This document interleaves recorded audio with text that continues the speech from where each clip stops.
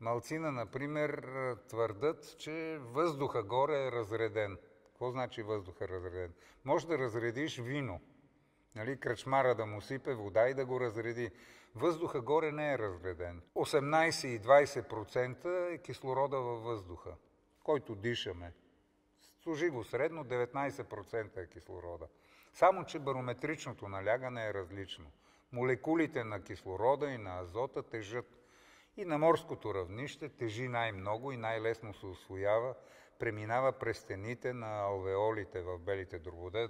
Да не сбъркам нещо, ще кажа, то даскал по спорт от спортната академия бърка физиологията с еди кое си. Външното налягане, като е високо на морето 760 мм живачен стълб, вътрешното налягане на човека е 230-240 и много лесно минава през алвеолите и се диша лесно.